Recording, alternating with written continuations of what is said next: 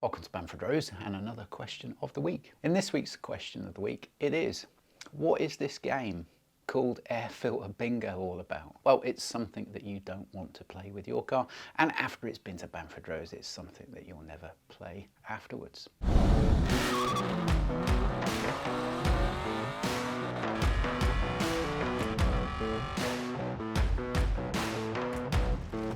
Now, we always know what a good contender for air filter bingo is going to be when you put a car up on the ramp for the first time, it's never been here before, and you see that all the undersurface tray fixings are completely corroded in place and all the wheel arch lines are completely corroded in place, haven't been removed for years. If they haven't been removed for years, then you know the lid of the air box couldn't have been removed, and therefore the air filter must have been in place for years. In 2022, the current winner of Air Filter Bingo is a car that had 2009 date stamped on its air filters. Today, we only managed 2014 in Air Filter Bingo. That filter has 2014 date stamped on it. And as you can see, you've got about 8 years worth of grub filling up the filter paper. Now, if you've got a line on Air Filter Bingo, then perhaps you can go for full house and get a pollen filter. This was the pollen filter. The air filters were date stamped 2014. It was actually a 2014 car, and this car has done about 22,000 miles, and that is its pollen filter. I should imagine that also is from 2014. So we've got a line, we've got a full house. Now, as a gamer, you're probably not going to get this all in one go. It'd probably be a full house with a special prize. This is the oil filter that came out of something that resembles being dredged out of the Titanic. Cars that do very well at air filter, pollen filter, oil filter bingo are often cars where the owner has years worth of stamps in the book from very prestigious establishments. The consequences of that pollen filter is that there's probably some nastier air being circulated in the cabin due to all the debris that's in that pollen filter than what should be. And the consequences of that air filter is that if one side was blocked more than the other, there's going to be an airflow imbalance, and this is going to generate a fault code because the airflow on both sides should be within a target range, what's plausible, and if one side was a bit lower airflow than the other, then it's going to go into a shutdown.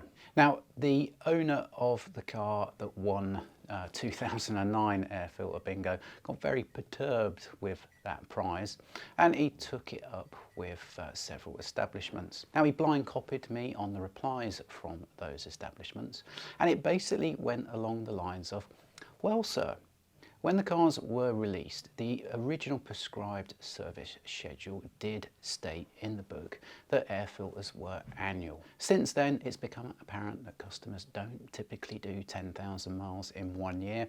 So the decision made, and I think this was roughly in 2013-14, was that the entire network went biannual for air filters. In this communication, which I have on email, it says that we've since made the decision that air filters are every 30,000 miles. Now, because your car is 2009 but it's under 30,000 miles, hence the reason all those years that the car has been with us, it hasn't had its air filters changed, is because it wasn't needed to based on mileage. That's an interesting statement for someone like me to listen to on two fronts. Firstly, how do you know that in each winter across those many years that you didn't have a family of rodents climb through the air intake port in the front of the radiator grille and camp out in the air filter box on the dirty side and put loads of bedding and food and all manner of things in the air box? Now, I've seen that before, and I've even seen dead rodents in the air box before. So then you would get a massive airflow imbalance, and if you allowed that to go unchecked for what could be 10 or 15 years, then that's quite a failing of service. That contributes to why under trays aren't being taken off as part of service and wheel arch liners aren't coming out as part of service, and is the reasons why fixings are absolutely corroded in place and these cars are difficult to work on. When we see these cars, they're lovingly termed dealer spec, and the technician that gets his hands on a dealer spec car is certainly in a chance to win air filter bingo. The other interesting thing that comment makes me think about is that originally, when a performance development engineer would have specified the air filter element renewal interval, that was based on the amount of airflow over a certain time that element at its capacity and performance could filtrate without then becoming blocked up. I genuinely don't know the answer to this question, but is that the factory which are filtering down the revised interval, saying that it is now 30,000 miles because a component engineer has re-evaluated this? If so, there's some authority to that, but they still don't consider that a rodent could have gone and camped out in any one of those years leading up to those 30,000 miles. Or is this an individual establishment that hasn't taken any authoritative information and they've made it up on the fly as they go along? As I say, I genuinely don't know the answer to that question. But apart from the things I have raised already, what I do know, if that is an example of the service care, then what is the rest of the car going to be like? I've said before in videos that when an establishment like this has to recover fixings on the under trays, on the wheel arch liners, just to be able to start working on the car, that is akin to a dentist removing your plaque. They're going to get very upset with that because that's a job for the hygienist. It's a million miles away from a proper service that the car deserves each year.